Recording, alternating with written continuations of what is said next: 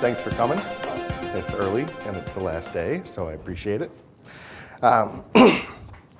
First thing I'm going to do is throw out some qualifying statements because I'm a philosopher by training, if only by humble intent. First of all, I want to say that I'm going to be covering a lot of complex ideas, psychological therapies, theories, as well as going over objectivist ideas and philosophies. Now I'm going to be doing them fairly brief. The necessity for that is because I am to my more scholarly and established peers as a field medic is to a doctor. So what I do is I do triage mental health. We have limited time, limited resources in situations that are often life and death. And unfortunately, for more than a few young men, it has not been life. So for more in-depth sort of conversations, you'd be looking for Ray. But what I'm going to do is give you introductory ideas in the scope of substance abuse treatment. Now, the other thing that I'm not going to be doing is I'm not making an argument. I'm not attempting to prove any points. I am here to tell a story. I had the privilege and the great honor to learn from two really great men, Sean Klein and Steve Hicks at Rockford University. And they introduced me to Objectivism and the Atlas Society. Here I met other great men and women who have undeniably changed my life for the better. And as a fervent objectivist, I believe in value for value. So what I'm here to do is to just share with you my story about how objectivism is working in life. Because we're making claims, right? I mean, we are arguing that this is more than just fun to talk about. We're making a statement about the efficacy of this philosophy to reality. And in large part, what we do is we talk about the need for change and we talk about the ideas. But today I want to kind of give you news from the front, right? I want to tell you how these ideas work in real life. So that's what I'm here to do, to give back for the immense value that I've been given. So how I'm going to do that is just relate my experiences working with young men, ages 18 to 25, in substance abuse treatment. So I have this client named Carson. Now, he's not real. One, because that is against the law. I cannot tell you about any actual clients, or else I'm violating not only some pretty serious ethics, but federal law as well. So Carson is a fictitious client, but the problems are real. The problems are actual problems that I have dealt with working with real clients. So Carson is a amalgamation, if you will, of reality. But he himself, not real. So I'm going to be talking about the problems that they face, how we deal with them, so the therapies, the theories, and then show that behind all these are objectivist principles and that they're working. That's my goal. So the first big issue here that I see dealing with young men is emotional regulation. Carson comes to me, and he is angry. I mean, just angry, pissed off. He's all over the place, right? He can't focus. He is intensely emotionally agitated. And that's understandably quite distressful. It's destroyed his personal life. It fuels a lot of just really terrible decisions. It disrupts employment. Pretty much every capacity of your life where, emotions running amok, he's destroyed systematically. And we get these young men, and they can't function. at all. And their metaphysics and their epistemology, I mean, their whole idea of reality is skewed. And so right off the bat, one of the coolest things I get to do is teach young men to be philosophers. I mean, that's probably the single most objectivist thing that I do in my work, you know. And this goes to Rand, and she said we must all be philosophers. We must all think about metaphysics and epistemology and ethics. And that is what's lacking so often, I find, in these young men, is they're terrible philosophers. And my colleagues kind of poke at me because they are all extensively psychologically trained, and I'm kind of this weird oddball that came out of nowhere with my philosophy. And so any time that I have a contribution, they sort of roll their eyes and go, oh, it's going to be overly philosophical. And I'm actually like, I don't mind that. Like, if that's the worst insult I get in the day, like, I'm doing pretty good. So I'm okay with that. But I found that this idea was not coherent, like it wasn't collected. I mean, what we do in counseling kind of touches on it, and that's kind of what I'm going to talk about today. But this idea that you need a systematic philosophy was very unheard of. So it was exciting for me to kind of come with that background and get to do that, because I found that it saved a lot of time and I could get right to work because I had one. I had a systematic philosophy that I could use. So, emotional regulation. Well, using is a coping skill. We have a lot of catchphrases in substance abuse treatment, a lot of witty one-liners, because frankly the attention spans are fairly limited in young men who struggle with substance abuse. So we say a lot of things like, the drugs are not the problem, you're the problem. And I love that because that is so objectivist, you know, because it says it's empowering in a way. It's depressing on one hand, but it's empowering because it says you need to fix yourself. You need to do the work, not society, not God, you. You are the problem, and I love that. And again, this is what, and I get like really jazzed about it, and I'm just like, yeah, and they're like, settle down, it's okay. Because I'm thinking like, yeah, let's talk about principles, and let's talk about ethics, and they're like, no, we'll just settle down, you lost them. Okay, sorry. So, this using is a coping skill, right? Because their lives are such that they now choose to use in order to deal with their problems, with their lives. So we are trying to help them break that apart. And emotional dysregulation, I got back to it eventually, went off on a tangent there. But emotional dysregulation is a huge trigger for using. Because when they're emotional is when they're vulnerable. And when they're vulnerable, they're very uncomfortable. They don't like being vulnerable. And so they can get out of distress. Easy, get high, no problem. Oh, nope, I'm not gonna deal with it. Oh, that person pissed me off. I'm gonna justify getting high because I was angry, or I was wronged, or I'm pissed off, or I'm scared, or I'm depressed. I've heard it all. Using takes it all away. And so one thing we do is we look at, okay, so a trigger is emotional dysregulation. So we need to fix that. And I started teaching, I got kind of a crash course in what's called dialectical behavioral therapy. I'm gonna give you some interesting kind of points about the essence of dialectical behavioral therapy. Let's focus on reality. Whoa, that's weird. That's not objectivist. We don't focus on reality. Mindfulness, or what I like to think of as non-evasion. Okay, you know, this is like my reaction as I'm learning, as my training. I'm like, yeah, okay, I can dig that. All right.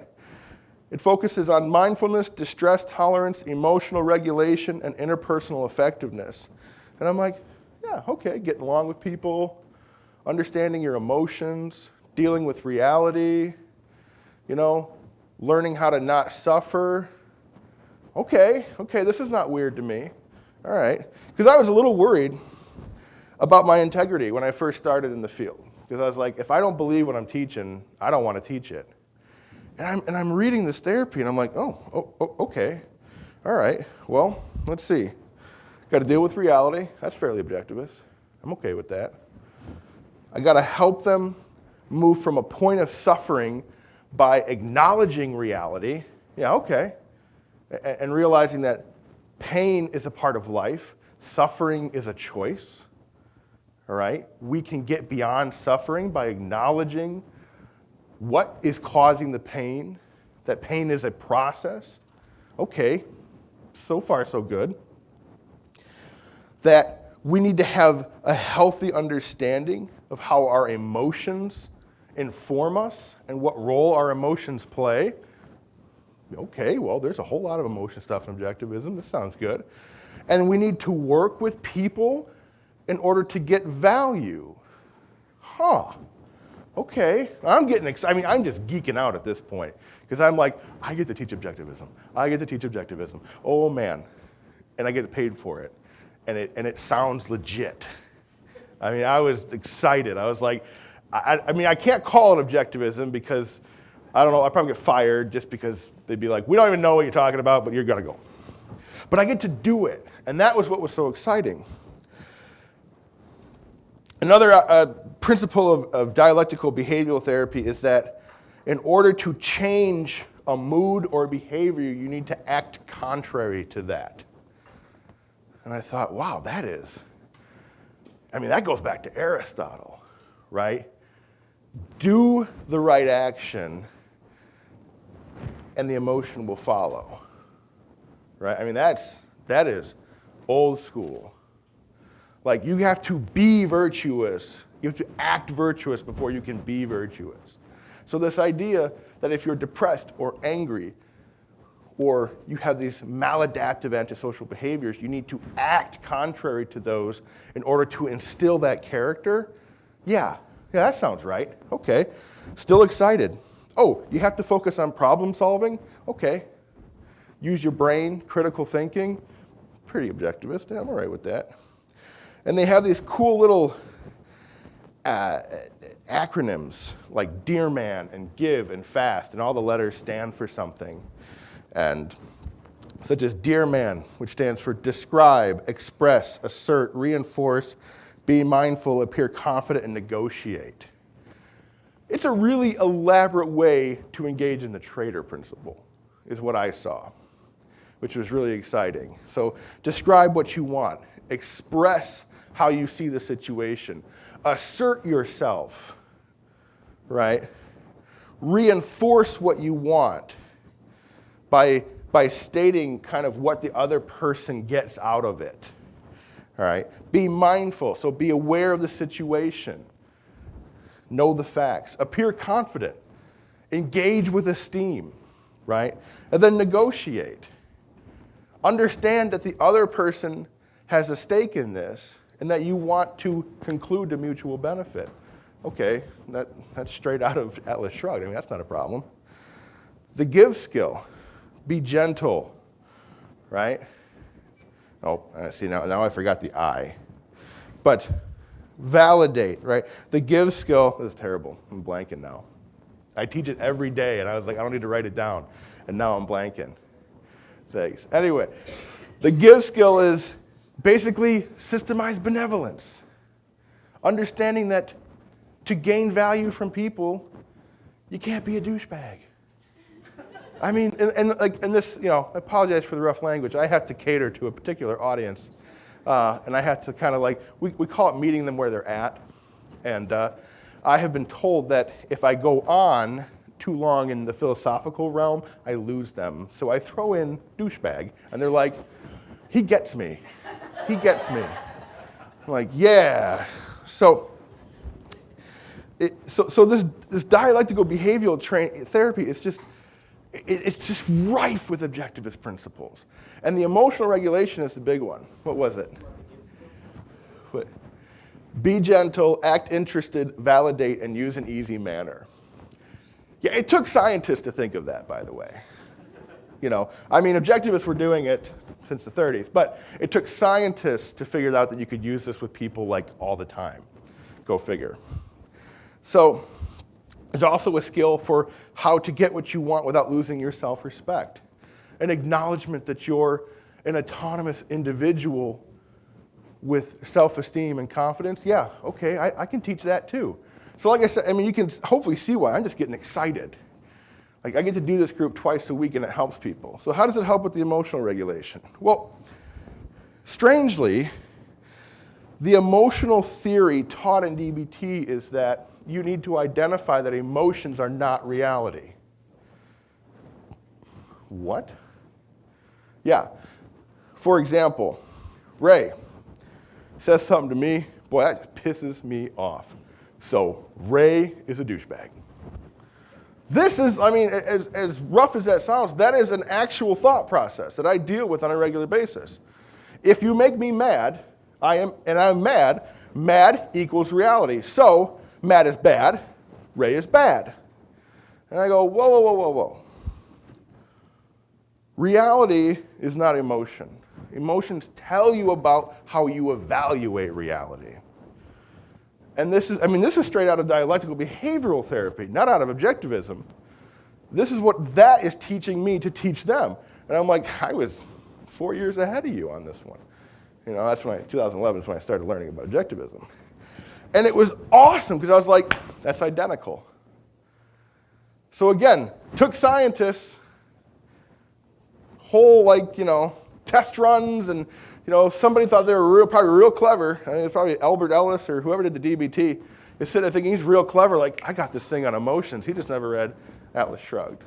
He never read Ayn Rand, The Theory of Emotions. So that's what I do. I teach them to manage their emotions with the objectivist theory of emotions. And it's very effective. And I get incredible aha moments with these guys when I do that. They're like, okay. Take Carson. I was telling this story to a couple people a few days ago.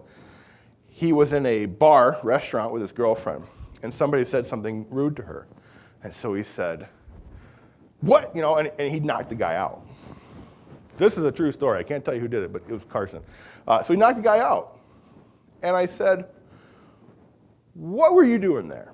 He's like, well, I was disrespected. I was like, okay, but what were you doing? He's like, I was defending my lady. I was like, okay. What happens when you go to jail? He's like, well, but she would have been disrespected. I'm like, and then if she's disrespected while you're in jail, what do you do? Well, I'm like, so what was the principle you were trying to follow? Disrespect. It's like, right, but you're in jail now, or you're dead because he had a gun, or suddenly he has 3 friends that are my size, and what do you do? But I'm like, no. Your disrespect cannot justify your actions. And it happens all the time. And you get these aha moments where they're like, well, okay, when you put it that way. So I'm like, all right, good. So that is really the first use, and that is actually also what's called rational emotive behavioral therapy, which again, it starts with rational, so they had me right there when I started to learn about it. And the main component is emotions are related to perceptions, attitudes, or internalized sentences about outside things and events. That's Albert Ellis. That is so objectivism, right? Emotions are evaluations, they're assessments. And that to change our emotions, we have to evaluate and change our values and our assessments. So, and then he also, and what we primarily use from REBT is the ABC model. So you have an activating event, a belief about the event, and the consequence that follows. And what we do with this, especially anger, is we say, what were those beliefs? You know, because emotions are a result of the belief. The belief is the evaluation in objectivist terms. And we argue, hey, is that working for you? Or do you even really believe that? Like when you actually take it out, when you actively look at it. And usually they're like, all right, no, I didn't know. It's not consistent. But the word consistency is just like foreign. To have a consistent understanding of the world, completely foreign. So I gotta move on. I know I'm probably running out of time here. Oh, yeah, I'm doing good. So the second problem, and this is a huge one, is a lack of success and constant failure. I mean, I get these young men, 19 sometimes. Carson, 21 years old, already been in prison, not jail, prison. Has destroyed his family relationships. He's been using probably since he's about 14. A lot of my guys start when they're 12, but the average age is about 14, 15. So he's never lived in a world where he was successful as an adult. And that is terribly traumatizing. I mean, hopefully you can't imagine that. What it would be like as an adult to never know success, to only know failure. That's one thing where I can't imagine that to a degree. I mean, my early start wasn't super great, you know, I wasn't overly successful, but I mean, these guys take failure to the next level. I mean, and it's what happens when you actively work to fail at life. I mean, these guys nail it. So they're pros. And I was talking to Carson one time, and he's telling me about his life, and it's just terrible. And he starts kind of going on like, I never got the right, people. I never got the right support. I want to be a certain way so that my family loves me. And and he goes on, and I'm just sitting there, and I'm just thinking, I just stop him. I go, you're living secondhand. And I actually use that phrase. They don't know it. They don't know where it comes from. But they get it. Like, they get it. The minute I say you are living secondhand, you are living on the perceptions of others. All right? You are evading your own role in your life. I actually had a conversation with Carson, and I broke it down for him. I'm like, you're worried about what your mom thinks about you. You're saying, oh, you didn't get this from your dad. You're saying, people don't like you unless this and this and this. But you don't say what you do. At no point did he talk about what he could do or couldn't do. He just talked about what wasn't happening that needed to happen. And I was like, if you wait around for other people to tell you what to do, if you wait around for the actions of others to justify your life, you're always going to be frustrated because you can't control other people. You cannot control other people, so you cannot guarantee your own income of value. So your destiny is frustration, disappointment, and failure. And this was a novel concept to him. I mean, his metaphysic of the world was that he had no control. Like, it was fundamental. I mean, he was a philosopher, but a corrupt one. He was a bad one. But he passively adopted these ideas to the extent where they were his world. Like, he genuinely lost the confidence and ability to act in his own life. And so a large part of our work was just saying, whoa, why do you think anything would be different? And just pointing out the logical conclusions of his philosophy. And it blew his mind. He was like, why hasn't anybody else told me that? And I'm like, I don't know. You know, people need to be philosophers. And this goes off of, we are encouraged to adopt one or two sort of counseling sort of positions in the company I work for. Again, because what we're doing is triage. So we need, you know, but there's like 8 various therapeutic models that we can kind of choose from. And we are supposed to kind of identify and then learn about one. Well, believe it or not, I found one called reality therapy, which, again, I was like, did you just make that for me? Is that, come on, is this real?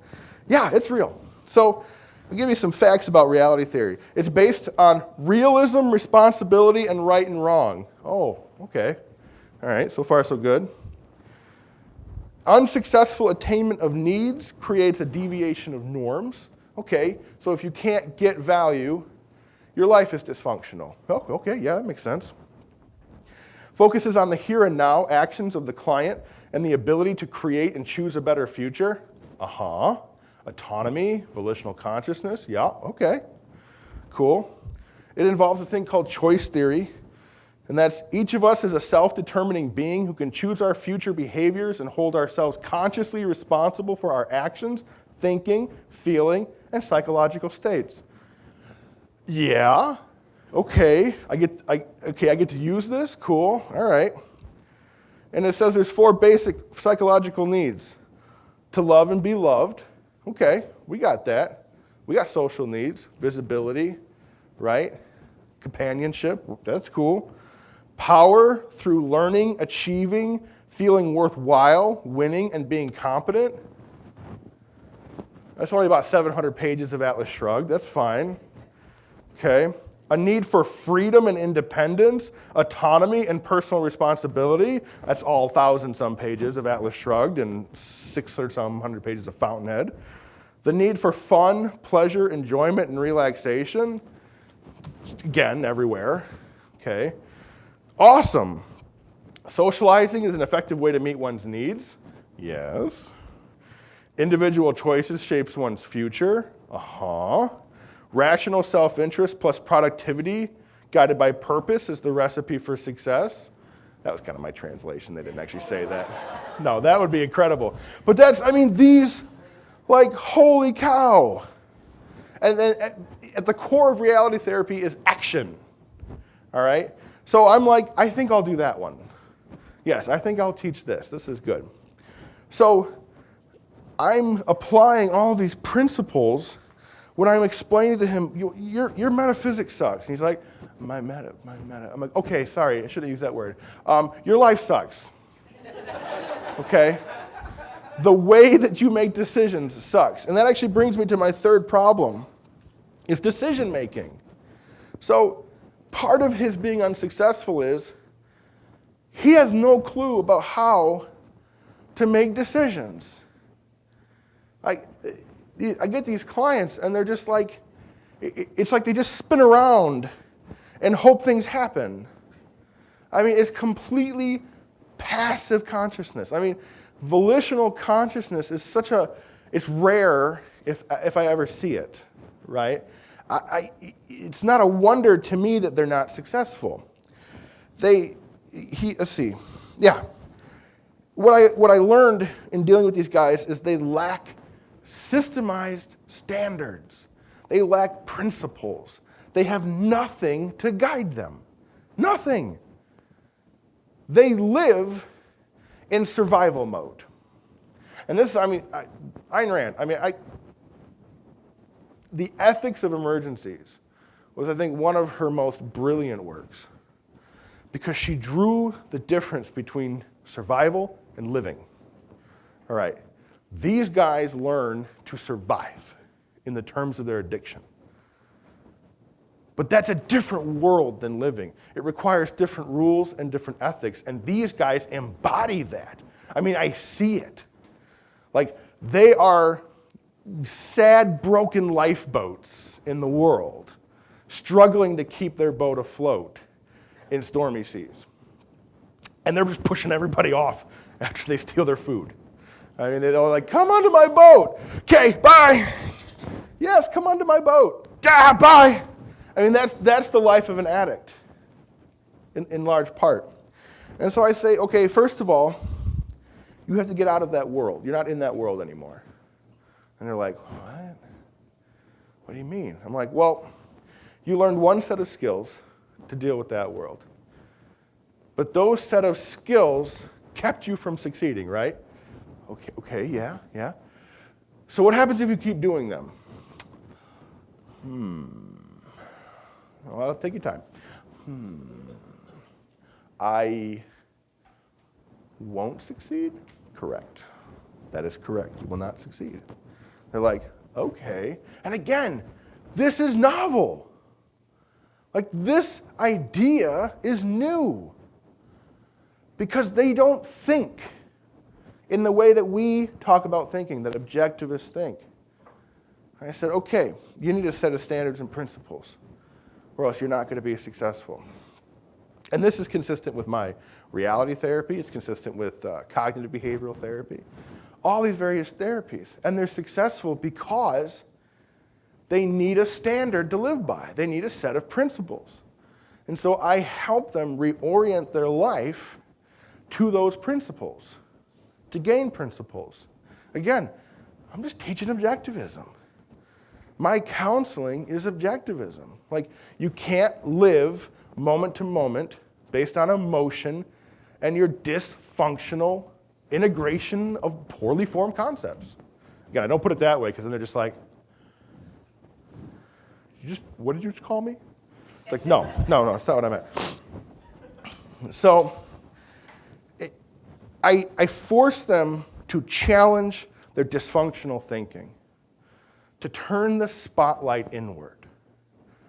Like David Kelly and Ray actually too have worked on free will. And one way they describe it is focus, okay, as being a big part of this free will volitional consciousness, right? And Rand talks about all the time. I mean, what you put in is what you get. And it's like they just take anything, and sometimes things stick. So they're basically surviving on what they learned as kids. Like, well, I have to talk to people to get stuff, so I'll talk to them. And then, that's it. They learn nothing new. And every now and then something works, and they're like, okay, I'll do that. And it's a super dysfunctional coping skill or a super dysfunctional sort of virtue, right? Like loyalty, so long as you get what you want, which means you end up with nobody. Because eventually you take from everybody and nobody wants to be around you. So helping them identify that, again, they need to become philosophers. They need to become people who adopt principles in order to guide their lives. And this goes to relationships. A huge problem. Because without relationships, most of my young men are doomed to fail. Studies have shown that the greatest predictor of success and recovery are the people that are around you.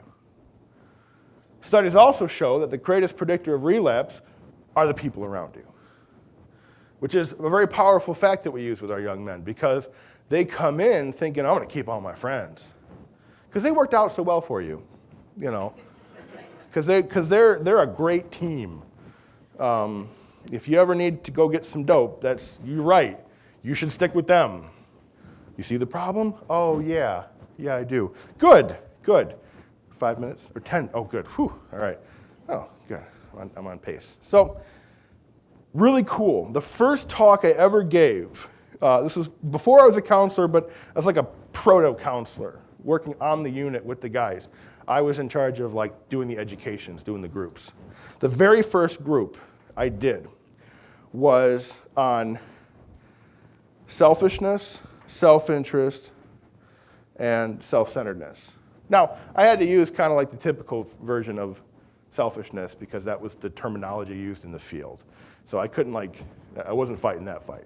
No, that would not, it wasn't worth it. So I used self-interest. And what I ended up doing was pointing out that, because selfishness is a big thing, in that they talk about it's got to be a selfish program. You got to focus on yourself. But then at the same time says, well, you can only do it by helping others. So it really confuses these young men. They're like, so what do I do? Do I screw people and help myself, or do I just give over to everybody? And I'm like, I have a solution. Let's talk about it. So I gave this talk on the difference between selfishness and self-interest.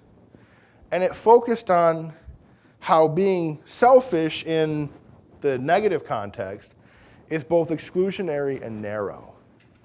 You exclude the role of others in your life, and you narrow your vision to the immediate gratification of wants. And they're like, okay. And I'm like, so what should we do? Well, self-interest. And I actually used Maslow's hierarchy of needs to kind of give a broad view of what they should be working for. But what I was teaching them was, your life needs to be your standard. Your whole life, a rich life of understanding what is important to you, what you need qua human, right? And again, this is all in the literature, this is all in psychology. I mean, these needs, and we talked about the needs from before, these basic needs, they're just rich, objectivist values. And this really hit with them. So I was excited because that was the first thing I got to do, like my second day at work. I got to do this talk where I basically just, infected them with rational self-interest.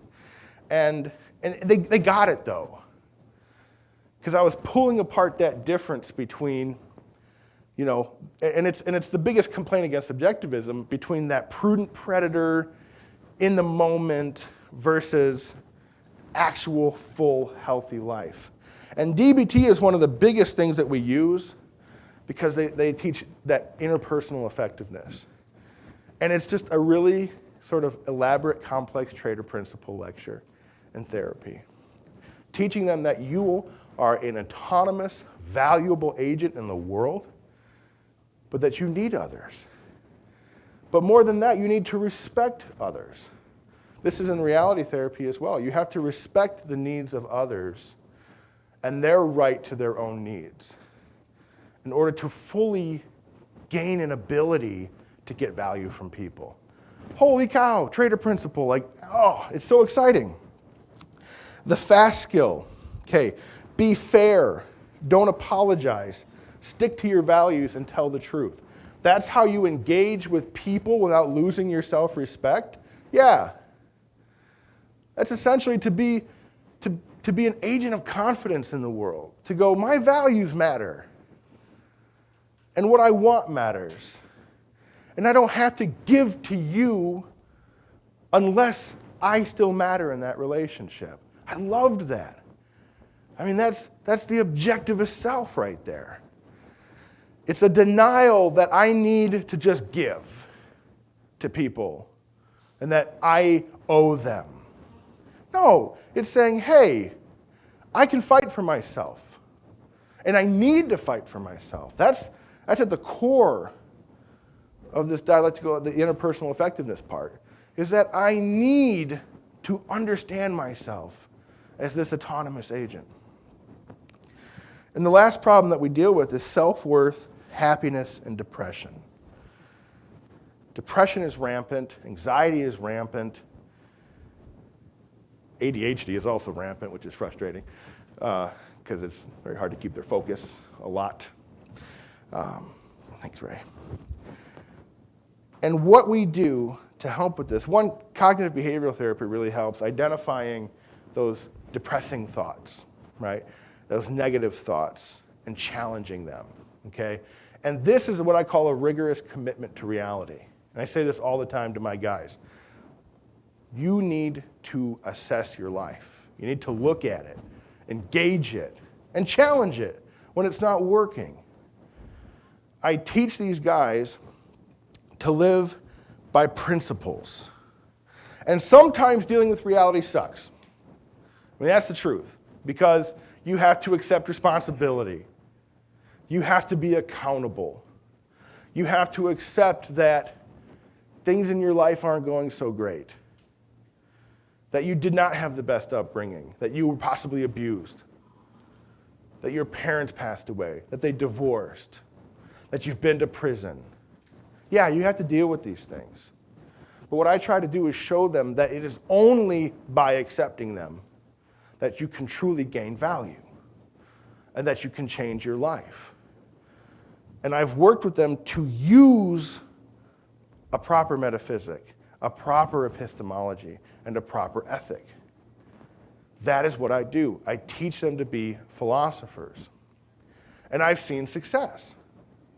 I've seen success working with these guys, getting them to challenge their passive existence and supplant it with an active one, to empower their strengths, not their weaknesses, to tell them that despite reality, and because of reality, you have power. You can change your life. And it was through objectivism that I got this ammo to help people. And it was by being an objectivist, I think, that helps me utilize it, because I have an integrated view. I see how these all work together. So I can take the principles I find in the therapies and really empower them and integrate them, which I think does give me an edge over my peers. Because they happen to find things that worked, right? Well, we are arguing we know why it works. So I get to skip right to it. And it turns out it does. And that was what I wanted to come here to do, was to tell that story, to tell you that these principles are working, that this is a philosophy to live by. But more importantly, and I tell my guys that redemption is possible anytime. That all it takes is to decide in that moment to be better. And this is at the core for me of what it means to be an objectivist. That I have the power to improve myself. Not just the power, but the right. And that nobody can tell me that I'm a bad person. If I decide to follow a code and a philosophy which will make me a better person. I might have done terrible things. But if I decide in this moment that I will reject being that person and I act accordingly, that is what makes me a good person, despite my past. So that's what I offer these guys.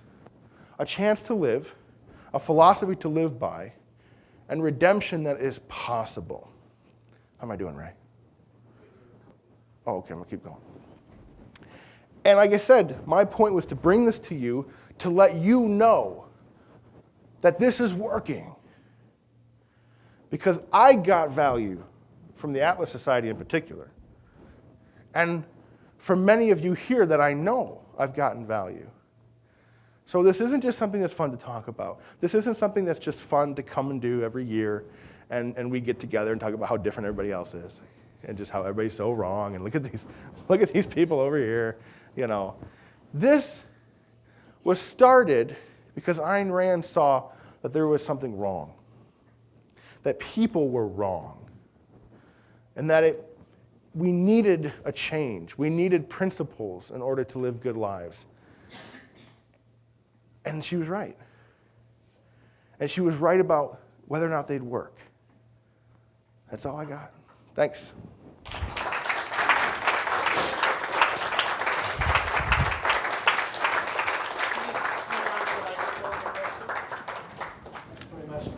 Yeah. These approaches are in so many ways the diametric opposite of the AA program. Oh boy. Have there been comparisons made in some scientific way of effectiveness? Well, it's funny you mentioned that, because I was just talking to some of my peers here about how I give an objectivist translation of the 12 steps, which is consistent with the writing, but I offer an alternative view, which is greatly informed and non-contradictory with objectivism. If you take the traditional AA as it is, yeah, we are diametrically opposed. What I did was to look at it, because that was one of my biggest worries, was I can't teach something that I don't believe in. Like, so I thought I was gonna have to like quit my job. I was like, oh, well, you know, I had 2 good days. But as I was reading it, and actually another publication made this same thing, so I thought I was original. I'm not. This is fine. That actually the 12 steps is essentially cognitive behavioral therapy. And so I teach it as it is. And for those of you who are not familiar, the 12 steps involves like a higher power. For AA, they directly call it God. Narcotics Anonymous tweaked it to be a little more accessible. But I actually dealt with it by giving my own translation, which I found has been very useful in connecting with guys and getting them interested in living by a program of principles. So that was my solution, was to basically just restate it. So in effect, switching, I am incapable of solving my own problem, to my current values my current ways of action are incapable, but here's a different way. Right. Basically, I highlighted the fact that due to the nature of addiction, there were certain capacities that the addicts would need to give up, like certain decision making, because of the nature of addiction and the fact that it exists within our autonomous center, right? And so, because the 12 steps says like, give up your will, which for me was like, like I just got, like every time I say it still, even though I understand it, it's like, ugh. But what it means is give up that realm of decision making which you have shown to be incredibly inept. Which also means listen to experts, listen to people who know better, because you suck at making decisions. So that's what I do. Do you know if there have been any studies comparing the effectiveness of the two? Because I don't know if it's still true, but doctors typically, their one referral is AA. Yeah, well, I mean, the reason why we use 12 steps in my company is not because like the people are super 12-step nuts. It's because it's the single most effective evidence-based program for recovery. So it works. I argue why it works in my talks. So as far as actual studies, I don't think so, but like reality has definitely shown that it's very useful, and then I try to argue why while also making it accessible to especially young men. So yeah, good point though. That's a big one. Go ahead. You said most of what you do is triage. Yes. Do you get to follow up on any of these people and see Well, how they did? That's actually one of the weirdest parts of my job is, especially before I was a counselor, I was like that kind of intermediate position. I worked with 16 young men, often 8 to 12 hours a day, often 5 to 6 days a week. We had a bit of a staffing problem. So for 30 days. And then they just go. And there's a new guy. And I do the same with the new guy. I almost never hear what happens. It's very strange, like, because you know everything about them. You know where they come from. You know their trauma. And then they're just gone. And that's the nature of it, which is super weird. Every now and then I get a guy who'll call me and tell me how he's doing. And every now and then you'll hear through the grapevine about how somebody's doing. But no, for the most part, I don't. I don't know what happens. It's super weird. Thanks, Nathaniel. Great talk. I have a couple of questions. I'll ask one now. Yeah. You brought up redemption. Yeah. That was the one piece that you brought up that's not already in objectivism. Right. And I wonder whether you've had thoughts and developed any ideas from your work about, does objectivism need an idea of redemption? What can we learn about that? How can we begin to formulate it? My response to that is Dominique Francone. You know, I mean, that I think is, you know, what I'm talking about. She operated on a set of false premises. And at the end, she was redeemed. And it is by a rigorous commitment to reality that we become redeemed. I think there's definitely plenty of opportunity for work on that, but I think it's there, without a doubt, because there's a reason for all of this. I mean, Rand herself, you know, this idea that we are either ready to be objectivists or we're screwed, I think is not super positive, and I don't think it's consistent with the literature. So I think redemption is a big important part of this. So, I mean, otherwise, why are we here? I mean, if we can't reach out to people and change their minds, we are doing a lot of nothing for nothing. So, but good question. Hey, John. Research has shown that adverse childhood experience, child abuse, is traumatic and can lead to drug abuse. And wondering if you've ever saw an exception, or what percentage of people were abused as children. Holy cow. This was one of the things that blew me away when I started working, was how many young men were not just physically abused, but sexually abused. At any given time, out of the 16, I'd have anywhere up to half of those guys had been abused physically or sexually as a child. Blew my mind. But you're right, that's the thing.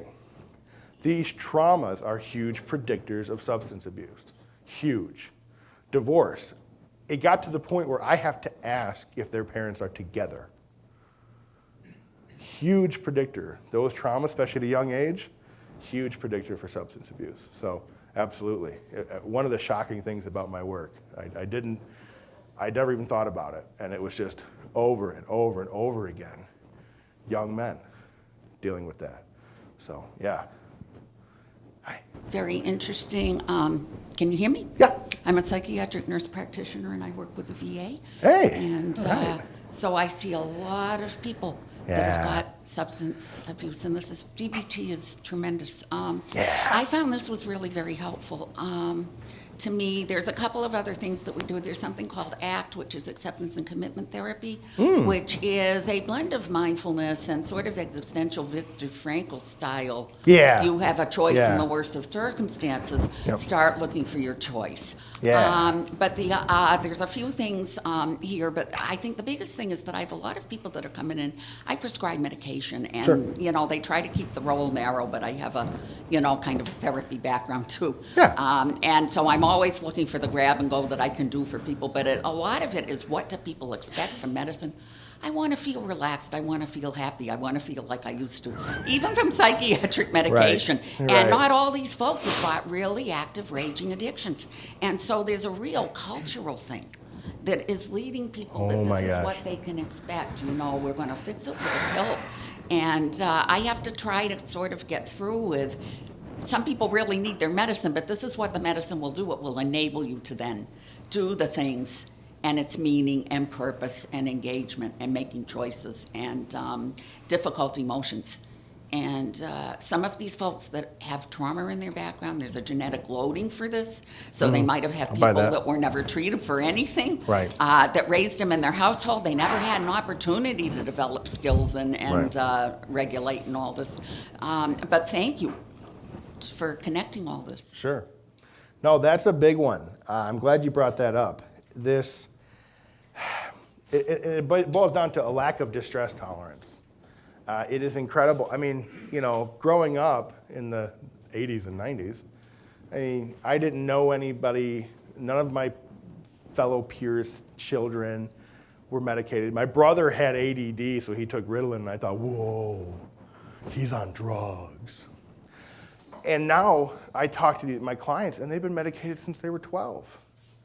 And it's just so bizarre. And they have no skills whatsoever, because the first thing that anybody went to was, okay, I'll give you a benzodiazepine, Xanax, here, that'll calm you. Right now, benzos is probably the second most common addiction that I deal with.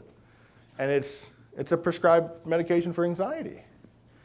And they can't cope. They never learned to cope. They never learned to deal with the stress. And that's why DBT is so effective, because it forces them to use their lives to actually make themselves feel better. That was a great point. They don't want to feel anything. No distress. Right before I came here, I had a month of just zero tolerance clients.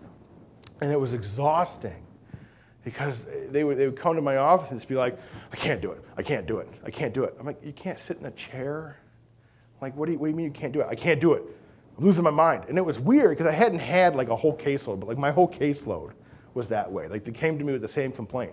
I just can't do it. I mean, we don't ask them to like build ditches or, I mean, you know, we require them to go to group, we feed them, we give them a bed, they have a gym, you know, we do yoga, meditation, you know, we watch movies sometimes, they get game night on Friday. Like, I'm thinking like, man, I'm gonna be a drug addict, they take a vacation, you know, like, I'm like, wish I could take 30 days off, without, of course, you know, the complete destruction that goes with it. But aside from that, and the guy's like, I can't do it. Because they've never been away from home. They've never been without their coping mechanism for often 5, 6, 7 years. And now they're stripped bare. All their emotions are right out there, and they've got no coping skill, and they're just like, ah! And so we teach them to kind of back down and start actively identifying, processing, evaluating, and changing their lives through coping skills, relaxation techniques, things like that. And it's funny because it took me a bit to learn to just let it ride, to let them sit with it. Because my first instinct, I'm kind of a softie, so I was just like, oh, it's okay. It's okay, you know? And I had to learn, like, no, you got to let them sit, because that's how they deal with it. They have to decide to make their life better. So that's a big component of my job, is to kind of wait them out and play chicken with them. And lo and behold, every single one of those guys stayed a full stay. And within a day or two, we're like, I don't know what that was. I mean, a lot of them were like embarrassed. They're like, I am so sorry. I don't know what happened to me. I'm like, I know what happened to you, but it's okay. So, yeah, no, great points. In speculating on what happens after, when they leave, could you expand a little bit on the peer pressure and the, what I'll call the cultural implications of victimhood, dependency, and all of that as it all relates to the thing? Yeah. They're going to succeed if they essentially reject most of their prior premises. That includes their culture. That includes their society, you know, that includes their ethic, the way that they viewed their relationship to people. The people who recover are the ones that make a systematic change in all aspects of their life. And that's something the 12 Steps tells them to do, and I personally think that works because you have to remove all the negative aspects of your life. And so if they continue in the culture with the cultural mindset, they will go right back to it. Like I said, who is around you is the number one predictor of what will happen. And the guys who succeed had an aha moment in treatment, or they had an aha moment immediately after. And you talk to them and they talk different, they act different, but they operate on principles. Another reason I think the 12 Steps is so successful is because it requires that you live by principle. I don't think they knew that's why it was successful when they did it, but I think that's why it is successful. So, I don't know if did that answer the question? Yeah. Kathy. Hi, Nathaniel. Hi. Thanks. I'm really happy. I've been happy to talk with you about this all weekend. Yeah. I think, you know, that this philosophy really is perfect, a perfect way to use it, to apply it to drug rehabilitation. I wanted to ask you, though, if in your line of work that you deal with these young men in a triage setting, but it's a 30-day program. Right. So do you ever have any interaction with their families? Unfortunately. And I mean, Yeah. and if I'm correct, like the Al-Anon process is more about how to work with the families. The Al-Anon is the 12 Steps for the families. It's like their sort of self-help group. And so do you see objectivism being able to be applicable for the Al-Anon side of things? Well, I don't do anything with Al-Anon, but I do work with the families. Like I do family sessions with them where I'm a mediator and a facilitator to help, because a lot of times family issues are a big trigger and a big proponent of using. People that come from really awesome families, believe it or not, rarely end up in substance abuse. So it's usually, unfortunately, pretty terrible dealing with families. Now, not to say that every family is terrible. That's definitely not the case. But in large part, there are some serious dysfunctions in the family relationships. As far as objectivism with the families, it's just reiterating what we're doing with the client. I mean, it's just helping them understand what they need to do for the client. Because of this, typically they've been enabling or traumatizing. The enabling is typically fairly innocent, but it's destructive. The traumatizing is not always innocent, but they don't think of it because it's part of their culture or it's part of like their, family culture. So just helping them, really calling all of them on the BS is what I do, and helping them identify constructive versus destructive behaviors. And often it involves telling them that stop supporting your drug addict because they will continue doing this until they die. The analogy I give is you can put your kid in a life raft and push him out in the ocean, and we have no idea if he'll live. And parents are like, well, I don't want to do that. Well, your alternative is to hold his head underwater. And then they're like, oh. That's unfortunately, a lot of these families have to make that choice. The only chance of survival is if they stop making it worse. Innocently, often, because they're just like, I want to take care of him. But the behaviors are part of the destructive cycle. So the objectivism there is reality and using reason to identify that problem. So, good question. Thanks. Thanks.